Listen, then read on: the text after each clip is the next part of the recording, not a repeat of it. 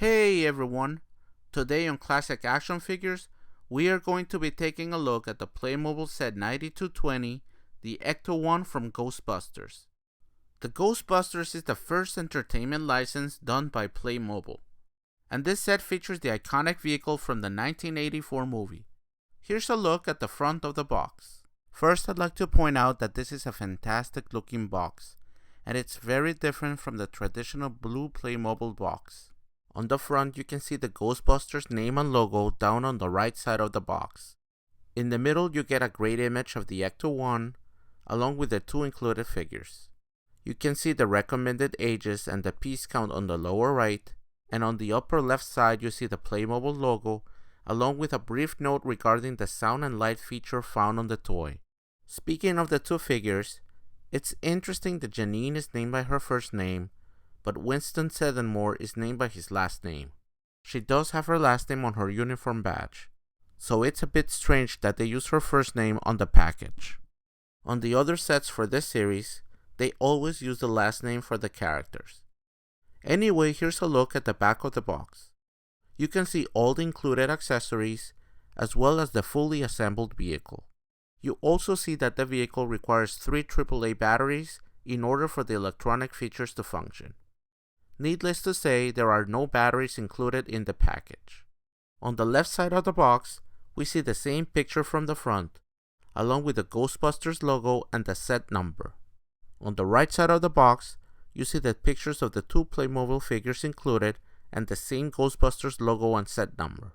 The top of the box has a picture of the light up and sound feature, and also a picture that shows how you can have the vehicle interact with Set 9219, which is the Ghostbusters headquarters.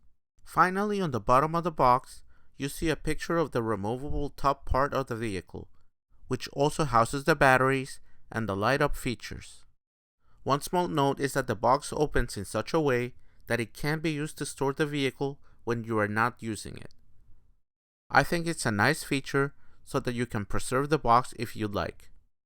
Anyway, let's go ahead and take a look at the contents of the box. Inside the box, there are 5 bags and a separate electronics component.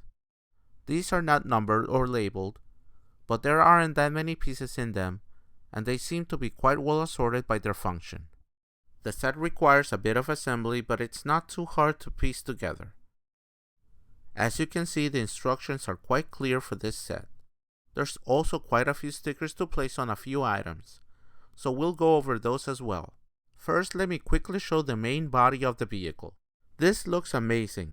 You can definitely feel that this is a high quality product. The plastic is high quality, and there are some nice details on the vehicle structure, like the front grille, the logos on the side doors, the clear plastic used for the windshield and the side windows, and the back of the vehicle. Even the bottom of the vehicle has some nicely sculpted details. I especially like that there are 4 seats available, and also 4 racks for the proton packs to be stored inside of the vehicle. There's even a small compartment for the ghost strap. Alright, now let's go ahead and start assembling the toy. First, let's put the license plate stickers on the front and the back of the vehicle. These can be a bit tricky to place since they are quite small. The stickers for the taillights are a bit harder to place in the center piece. Next up, you have to put a blue sticker on the top searchlight. This is quite easy to do. Again, it's a well sculpted piece done in a silver color. After that, you have to attach 3 small brackets to the black ladder and attach that to the top of the roof. 2 brackets at the top face inwards, and the one on the side faces outwardly, since you'll be attaching a white hose later on. You also need to attach the blue hoses to the left panel of the vehicle. It's quite easy to figure out which way it goes, since it can really go only one way. After that, you can attach the back door for the trunk. Again, this is easy to do, and it also has a printed Ghostbusters logo, so you don't need to place a sticker on this part. You are also able to open and close the trunk, and the fit on this is perfectly flush. Next up, you have to place the 4 clear headlights onto the front part of the vehicle. you get 4 rubber tires with a Playmobil logo on it. These also have a nice thread on them, and I'm glad that they are made out of genuine rubber and not some cheap plastic. You then have to insert the white rims into the tire, and this is probably the hardest thing to do. Young kids might want to have one of the parents do this for them, since it's a bit tough. I use a small screwdriver to gently pull the thread over the rim. You want to make sure that the tire is flush and there are no gaps in it. After that is done for all 4 tires, you can then put the front silver cover on the rims.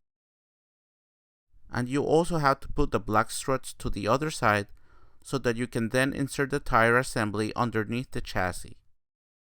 This part is quite easy to do. Just make sure that the black clip properly snaps underneath. Now here's how it looks so far. Next up, you have the 2 red tail lights. The little clip goes towards the inside of the body of the vehicle. You'll see that it doesn't want to go in smoothly the other way around. You can then attach the small gray clip to the back side of the left panel. Next up, you can insert the 2 silver rear view mirrors to the sides of the hood. After that, you can insert the 4 small lights to the top of the vehicle. These also are printed pieces.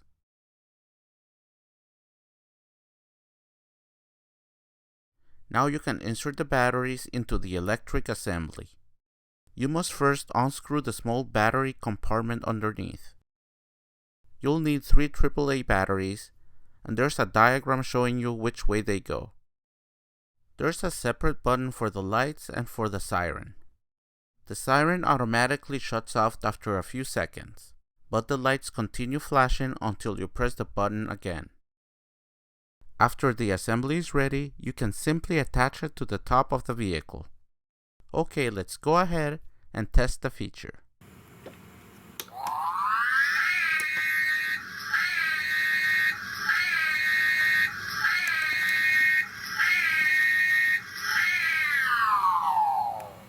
Pretty cool. Alright, let's finish putting the final touches to the top part of the vehicle.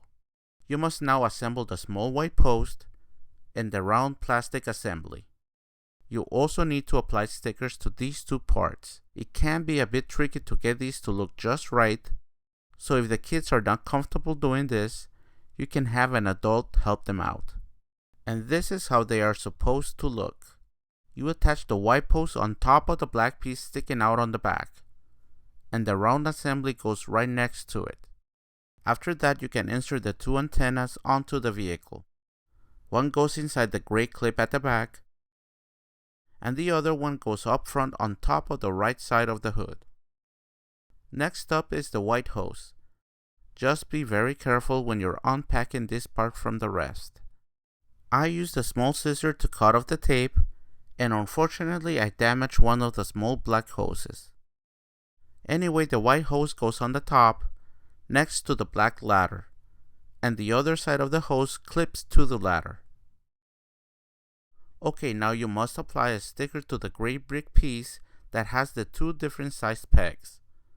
This goes right next to the ladder. Then the red piece goes on the white post. There's a black piece that goes next to the light up button. And finally, there's a silver speaker and a translucent light that go up front.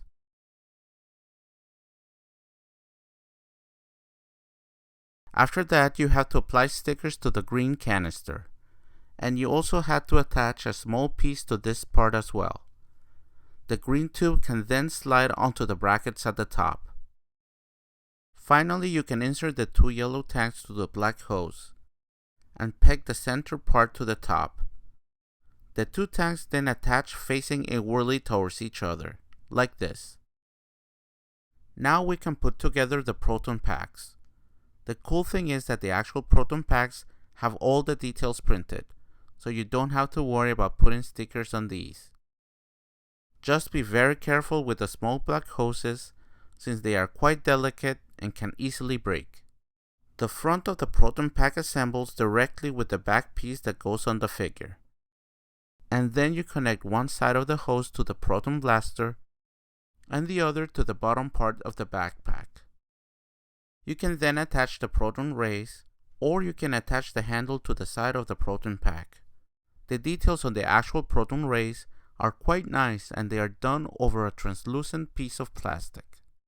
You can then attach the pack to a figure or place it inside of the vehicle on one of the 4 proton racks. After that, you can apply the sticker to the PKE meter. This is a very cool accessory that has a nice sculpt, and the sticker really looks great, and it adds a lot of detail to a simple piece. Finally, we have the ghost strap, and this part has a lot of stickers. All are properly labeled on the guide, so just follow the order. The white-orange sticker goes on the top, and then you put the rest on the panels. Then you can attach the 2 covers for the trap, and then you apply the 2 yellow and black stickers to this, and you are finally done. Now let's take a look at the actual figures.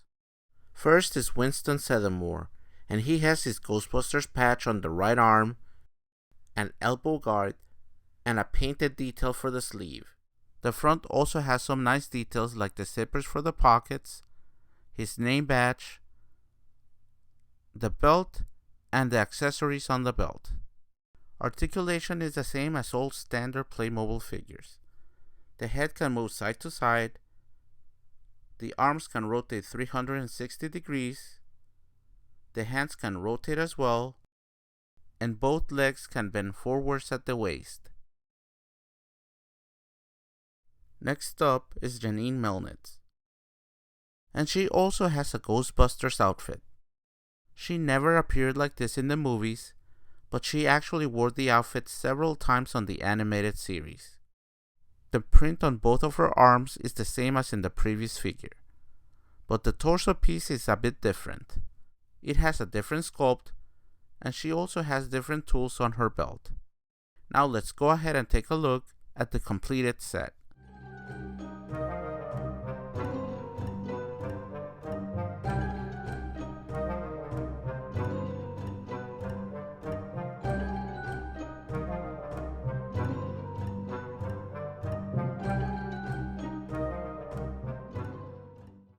I have to say that this is an amazing set.